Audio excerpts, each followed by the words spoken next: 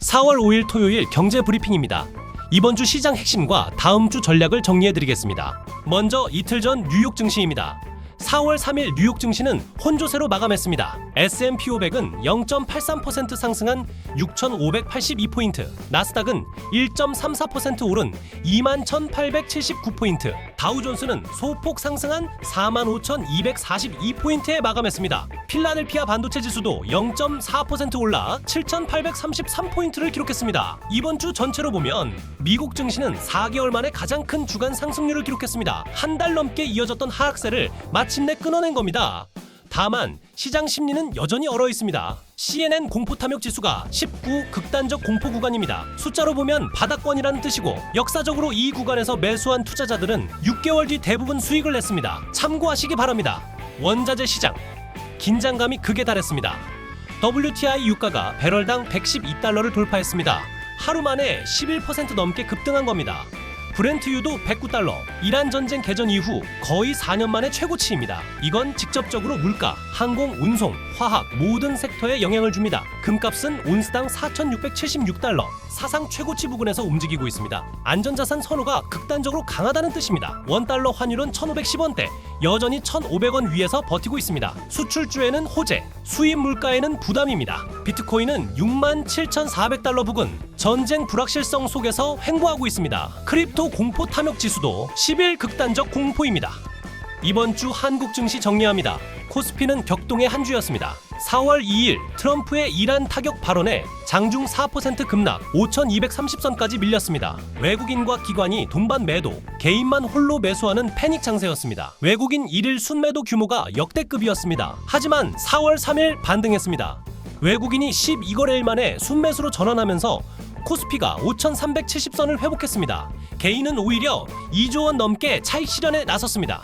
이번 주 강세 테마를 보면 확실합니다. 조선이 플러스 6.63%로 1위, 반도체와 반도체 장비가 플러스 4.58%로 2위, 우주항공국방이 플러스 3.45%로 3위, 자동차, 기계, 복합기업 순입니다. 약세 테마는 전기 제품 마이너스 0.75%, 제약 마이너스 0.57%, 은행 마이너스 0.48%였습니다. 돈의 흐름이 명확합니다. 전쟁 수혜주와 반도체로 쏠리고 있습니다.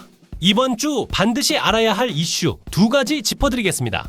첫 번째, 트럼프 이란 전쟁 48시간 최후 통첩입니다. 트럼프 대통령이 트루스 소셜에 직접 올렸습니다.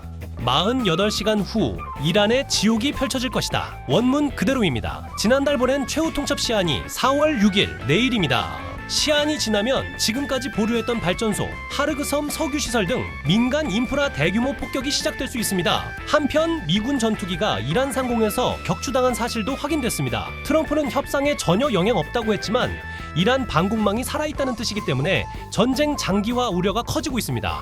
트럼프 행정부는 내년도 국방 예산을 40% 늘려 2,000조 원 규모로 추진한다는 보도도 나왔습니다.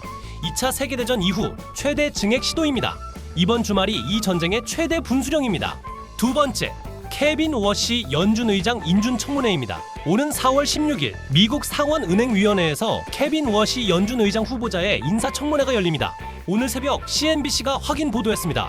스콧 베선트 재무장관이 이 인준을 최우선 과제로 밀어붙이고 있고, 입법 담당 차관보가 다른 업무까지 내려놓고 올인하고 있습니다. 다만 인준안 통과는 불투명합니다. 민주당 엘리자베스 워런 의원이 앱스타인 관련 의혹을 제기하면서 정치적 공방이 예상됩니다. 인준이 지연되면 파월 의장이 계속 직무를 수행합니다. 파월의 이사직 임기는 2028년 1월까지입니다. 연준 의장이 바뀌면 금리 방향이 바뀝니다. 금리가 바뀌면 주식, 부동산, 환율 전부 흔들립니다. 4월 16일 꼭 주목하시기 바랍니다.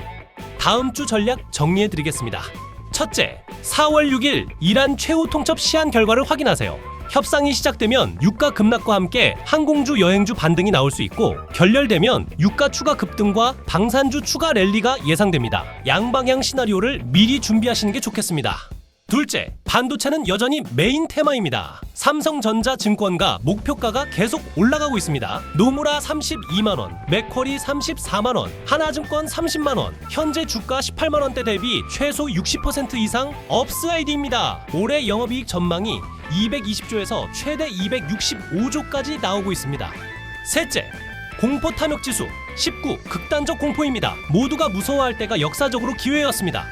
다만 전쟁 변수가 있으니 분할 매수 전략이 안전합니다. 한 번에 몰빵하지 마시고 3에서 4회에 나눠서 들어가시는 걸 권장드립니다. 그럼 오늘 하루도 행복한 하루 되시고 성공 투자하시길 바라겠습니다.